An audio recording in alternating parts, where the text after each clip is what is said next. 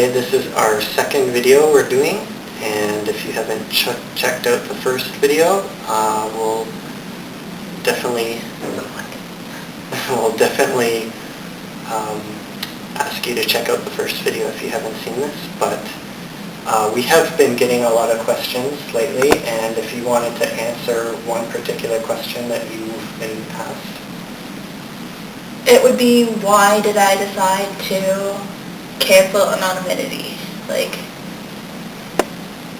why did I decide to go public? I think that's a good question, because I decided after, I created the account. It was supposed to be an online anonymous thing where people could vent, where people could deal with their mental health issues, and where people could, be themselves without wanting to be judged. And I think deciding to go public came from having people ask me who I was and, being cautious with adding anons online onto their personal accounts and stuff, or being cautious with who they're following, which is understandable. Like, there's a lot of drama and stuff that happens online. There's a lot of spam. There's a lot of, creeps out there. And how did you get the word out to people in similar situations as yourself?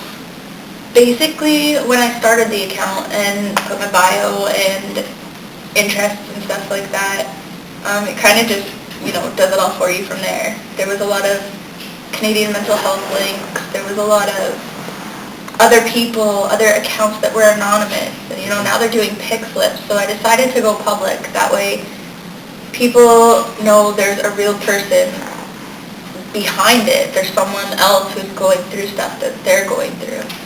I think it's better this way.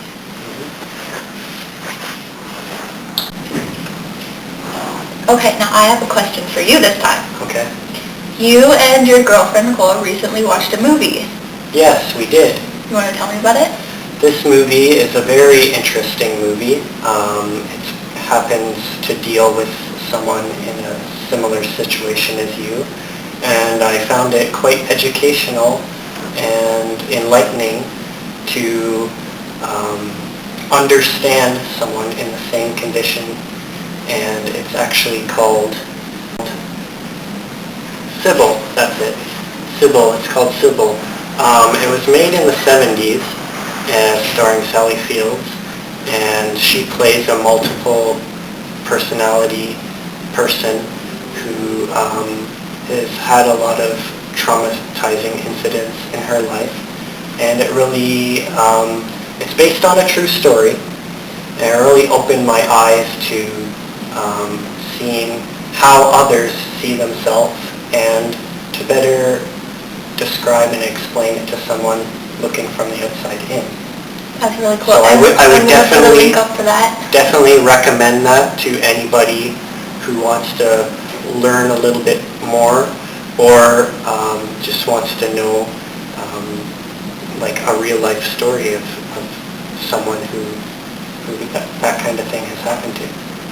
And that's another good thing to bring up too, because everybody has moods or has different personalities for different things that go on. But in someone considered normal's brain, their brain doesn't separate it. Mm-hmm. It's all one person. It's all character. And someone with DID like myself, when something triggers me or when something triggers someone else, that traumatic event or that experience, that person divides. Mm-hmm. And that's how these personalities come out. Mm-hmm. It can be drawn on many different things. Yeah. Sometimes even the simplest thing is a trigger. Mm-hmm. Like, we had a discussion earlier before filming, the word no. Or, a parent taking out a sibling instead of yourself. That could definitely be a trigger, whereas to someone else it would be, okay. Even though it may be meant in the most simple way, you can easily take it to heart, and that's where the emotions start to rise. Exactly, and that's where it gets worse, because, the blackouts happen, and then you never know who's going to come out. Like, it could be somebody violent, it could be somebody that can, sorry, that can basically change how you normally would react to things. Like, it could be someone who would, if you're normally not a drinker, take you out somewhere to get completely crap-faced. Like, you could cut, you could end up hurting yourself. It all depends on the situation that you're in. Definitely. And the people you're around. I agree. Yeah, for sure.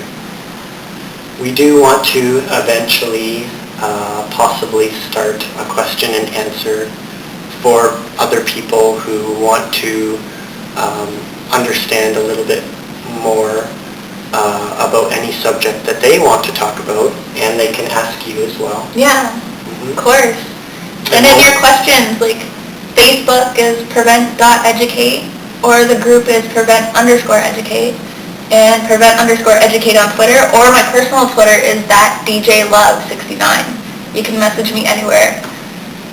And we'll make that, like, we're just starting out, but we'll make that like a weekly thing, or however it goes. Video. But we'll, on our next video, we'll like update that, and we'll go along with that and see how that goes, and then we can have more interaction with the people who are involved with. Yeah, because I want it to be kind of a big thing, I want everybody who feels like there's kind of something wrong with them, or like they're different, to be able to find us and connect with us. They're not alone. Because a lot of people would be afraid to go to that family member, afraid to go to the doctor. They could find something online like this, which is kind of a little less personal to exactly. just relate with people. That's what they need, like, because those closest to them can be the ones that are, the most toxic. So instead of worrying about, well, I can't talk to my mom about this, they're going to trigger me, or the doctor wants me hospitalized, or jump online, message the Educate account, talk to me. You can do it from the privacy of your own home, and there's someone who gets what you're going through, you're not alone, I'm not alone. And a lot of my statuses, I still have my bad days, so it's okay. And you, I don't want to bother you with this question, but you are the type that you need that social interaction. Definitely. You're always updating, you're good or bad, you're always constantly letting people know your mood. And I think that's really important when it comes to something like this, because if you're trying to show people that they're not alone and that you go through it with them, the only way you can do that is by, showing them. The only way I can do that is if I tell them. And I show them that it's okay to do it at the same time. You're also... They can be comfortable doing it with me. Of course. And you're risking that for other people who may not particularly like what you have to say. But you're doing it anyway to show, because you're stronger than that. I just don't care at this point. Like, I don't care what anybody thinks about what I have to say. What I have to say, if I need to get it out, then I get it out. And some might see it as unhealthy. Like, before, it was very unhealthy. But now, I have a purpose behind it, and my purpose is to help other people. My purpose is to show them what, if I can say this, you can do. It's better to bring something up rather than to avoid it, for sure. Especially with someone like myself, with, all the stuff that's going on in my head already. I don't need something bottled inside of me. Yes. I don't need something else bothering me. Of course. And I'm not doing it to hurt other people. I'm doing it to show them, like, I'm not afraid. I have a condition. I'm going through it. I'm going to say it. And you can too. Like, post on my wall. Even if, if you have nobody to talk to. Just vent. Yeah. It feels good, and it helps. It helps to have somebody to vent to that understands you and that you understand. Yeah. your family member or your doctor is going to like trigger you, or if you don't feel comfortable, you don't have that relationship where you can sit and talk. You want to there's talk, someone you don't know. Exactly. You want to talk to the other people who have gone through the same things and are not going to give you some medical diagnosis or You're judge not going to be you. labeled psychotic. When I had my personal Facebook, that's a lot of what happened when I would vent on there was drama. And same with Twitter too. Like I had people message me and say, well, you complain about everything. Your life isn't that bad. Suck it up. Well, that's because they don't understand, right? They don't know what I'm going through. So I think with doing this, anybody that's in the exact same position can come and, feel like they're not going to be judged. They're not going to be told they're psychotic. They're not going to be told about medications or how to deal with it. They can deal with it in their own way. And for them, if that helps, that helps. Yep, of course. And other people too, they have, you can give tips on what you have been doing personally that helps you, and other people can, They do the same for me too. Yeah, I've gotten a lot of messages that say, I see you're upset. I hope it gets better for you. I don't know what's going on. And they're just sincere. It's sincere. They know. They understand. They get it. Even if that you might not put every single detail into what you're trying to get out personally, like just knowing someone's there and able to listen. Exactly. And I had a conversation with someone about that last night, and this person said the same thing. They were like, I might not always be able to give you advice because I've got my own stuff I'm going through. And I said, well, sometimes it's not even about needing advice. It's about needing somebody who understands you, who's not going to say something back to upset you, who's just going to be there and let you vent and say, okay, I'm not going to take this personally if you're attacking me. You're upset. I understand. This person said they had a lot of anxiety and a lot of suicidal feelings, and that's okay to express. It shouldn't be a taboo subject, and that's what doing this is going to hopefully, help. It's going to end the ignorance, and it's going to stop the stigma that's attached to all of it. In my personal life, I have, a lot of people that I'm very close to, and one of them in particular keeps saying, you've made this your personal page now, and you've made it so it's not an anonymous mental health page. And yes, it is. It's very much a mental health page. I'm suffering at the same time these people are suffering. We help each other. We're feeding off understanding. We're feeding off similarity. And what people don't get with the ignorance, where the ignorance comes in, is kind of saying stuff like, you've made it a personal page. In a way, yes. In a way, no. It's still a mental health page. I'm suffering from a mental illness. This is where I am dealing with my mental illness. It's not, Tragedy Ray or Tig Layton page with, 1,500 friends, and I'm just going off on Facebook. And for those who don't know, those are different. Their personalities. Yeah, exactly. So I'm not just venting. I'm not just, being dramatic. I'm getting better. I'm using it to get better, and that's what it's there for. It's going to the personal level that you may not feel comfortable with a family or a psychiatrist or a doctor or whoever it may be. It's just going to a personal level where people can relate. And I think that has a very beneficial healing factor, and that you can be open with the public to. You don't have to go into major detail with people about what you're experiencing, but maybe you could put a little bit out there and make friendships. And then once you feel comfortable with the people, maybe you'll start messaging them personally, and maybe you can relate. A lot of it is easier for people, I've noticed, to come to somebody they don't know, to come to somebody they don't really get to see. Well, now, you get to see me.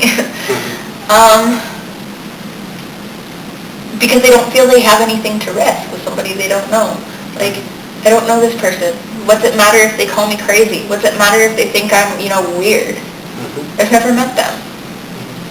I think a lot of the ignorance comes from the people that we're closest to, sadly. Yeah, because it's hard for them to express. Someone who does care for us and love us sees us going through trauma or drama, whatever it may be, and they don't know what to do, so it becomes frustrating for them. Yeah. And with someone who's anonymous, then you don't have that personal attachment to them, so it's easier to You're not going to take things to heart. You're not going to take No, you're not going to take things to heart. You're just going to take things for what they are. It's not going to cause a war. It's not going to be a trigger. It's not going to cause sadness. And if you're a self-harmer like myself, or if you're suicidal, it's not going to cause you to grab your blade or pick up a hair straightener or hurt yourself. It's not going to cause you to go off the deep end because you really feel no emotional attachment. So what their perception of you doesn't matter.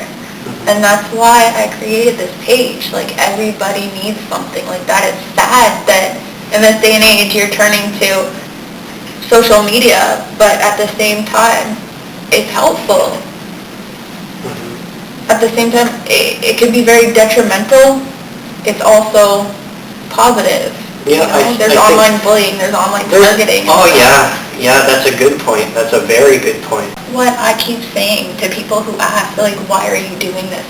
Why are you not focusing your energy more on getting better? I am. This is part of the process. I am. It makes me feel good to use my experiences and show people that they're not alone. And then I don't have to be alone.